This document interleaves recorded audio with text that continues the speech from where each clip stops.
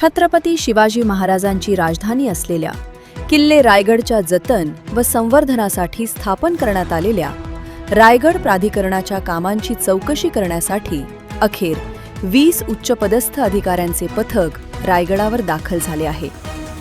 गेल्या 2 दिवसांपासून हे पथक प्राधिकरणाअंतर्गत झालेल्या कामांचे ऑडिट करत असून यामुळे संबंधित अधिकाऱ्यांचे धाबे दणाणले आहेत। या चौकशीअंती भ्रष्टाचाराचे खापर नेमके कोणावर फुटणार याकडे आता संपूर्ण रायगड परिसराचे लक्ष लागले आहे। रायगड व परिसराच्या विकासासाठी शासनाने 600 कोटींचा निधी मंजूर केला होता, ज्यापैकी सुमारे 250 कोटी रुपयांची कामे झाली आहेत। मात्र ही कामे अत्यंत निकृष्ट दर्जाची व अनियमित असल्याच्या तक्रारी राज्य शासन, पुरातत्व विभाग आणि केंद्र सरकारच्या सांस्कृतिक मंत्रालयापर्यंत गेल्या होत्या।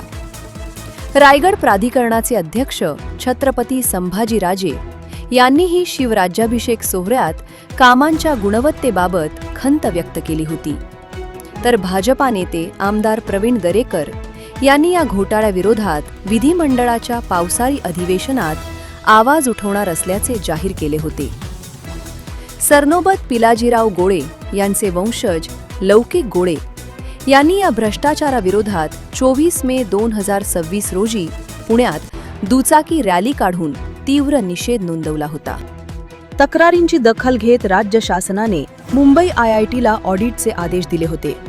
त्या अनुषंगाने सध्या केंद्र व राज्य शासनाचे वरिष्ठ अधिकारी गडावर तळ ठोकून आहेत। या पथकात प्रामुख्याने डॉक्टर किरण कुलकर्णी, सचिव, सांस्कृतिक कार्य विभाग, श्रीमती नंदा राऊत, उपसचिव, डॉक्टर तेजस मदन गर्गे, संचालक, पुरातत्व व वस्तू संग्रहालय संचालनालय, विलास वाहने आणि केंद्रातील सांस्कृतिक खात्याच्या अधिकाऱ्यांचा समावेश आहे। पाहणी सुरू असली तरी प्राधिकरणाचे अधिकारी चौकशी समितीची दिशाभूल करत असल्याचा आरोप स्थानिक ग्रामस्थांनी केला आहे। निकृष्ट दर्जाची कामे झालेल्या मूळ ठिकाणी समितीला न नेतात अधिकारी केवळ MTDC रिसॉर्ट आणि स्वतःला सोयीच्या असलेल्या ठराविक जागाच पथकाला दाखवत असल्याचे समोर येत आहे। हे पथक प्राधिकरणाच्या दबावाला बळी न पडता खरोखरच वस्तुनिष्ठ अहवाल सादर करणार का?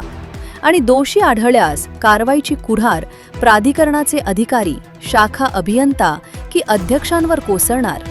याचे उत्तर या समितीच्या अंतिम अहवालानंतरच स्पष्ट होणार आहे। जनोदयकरिता मिलिंद माने, महाड।